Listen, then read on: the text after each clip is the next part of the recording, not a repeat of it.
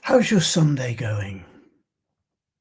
Yesterday, most of Ireland, all of the UK, or a lot of the UK seemed to be promised wild storms. We had a lovely, sunny, gentle day. And today started off the same, but it's heavy. I feel heavy. Didn't sleep well last night. Feel anxious. Somebody on Facebook asked about what simplicity means. And I thought simplicity is a state of inner awareness, but we support by outer experience. And that's a useful reflection. I feel anxious today. And so maybe I should simplify the day, do what is necessary, and then do something entirely for its own sake.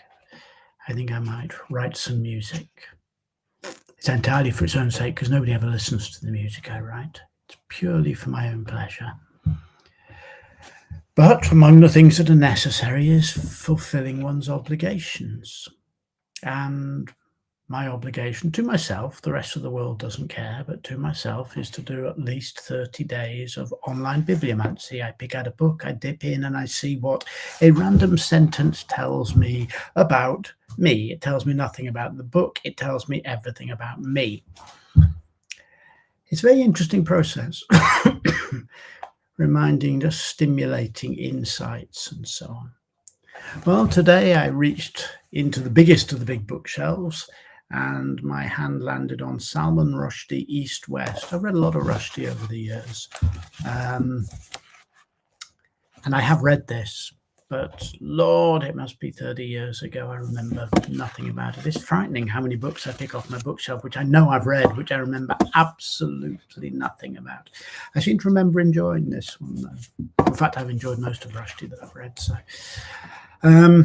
let's see what it tells me. We take a flick. We get to page 156. Find a sentence. Never forget, said Chekhov, wagging a finger, that the British working class collaborated for its own gain in the colonial project. Never forget, said Chekhov, wagging a finger, that the British working class collaborated for its own gain in the colonial project. I don't think it's the Chekhov who's the playwright, although Rushdie does, I think, have some personal emotional relationship with Chekhov in some sense, I think. The British working class collaborated in the colonial project. Often think in terms of how those who are dispossessed by the power structure in the way the working class were dispossessed by the and disrespected by the British class structure become complicit in their own oppression, either by oppressing others. We see that now, those who have so little screaming vitriol at those who have even less, but also in somehow expecting themselves to have no more, to know their place. And as always, it's very easy to point the finger at others. I come from a family whose origins were working class, although by the time I was born, my parents had achieved a precarious middle-class existence. My father was a teacher, my mother a nurse. But the spectre of a working class upbringing, extremely poor upbringing on my mother's side, hung over my childhood and hangs still over my adulthood. And yes, my mother particularly, my father too, actually, were colonized by their upbringing and were complicit in their colonization and in passing that colonization on to us, the next generation. They knew their place. They did not criticize the ruling class. They did not aspire to anything more than really just getting by and having the odd pleasure. They became complicit in their own smallness of vision as a consequence of being treated as people who had no right to a large vision, in the way that the entitled wander through the world, assuming that everything that is possible is theirs by right.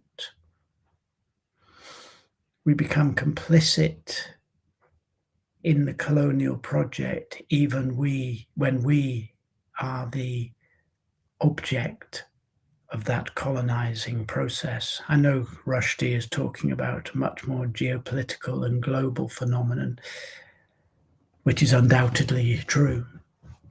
I'm also aware, though, in myself, of how I become complicit in the oppression of my own grandeur at times. Perhaps you do too. Perhaps we all do.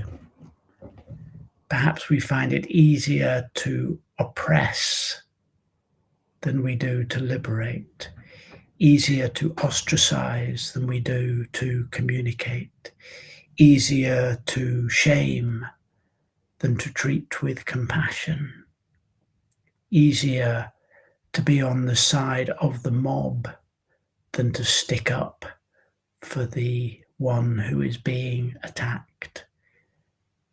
And all of those things apply to our internal landscape as much as to our external one. Thank you, Mr. Rushdie, for all of your writing, but also for giving me some space to mull this morning. I'm going to go and ease my way through the day. May your day be full of joy, full of joy.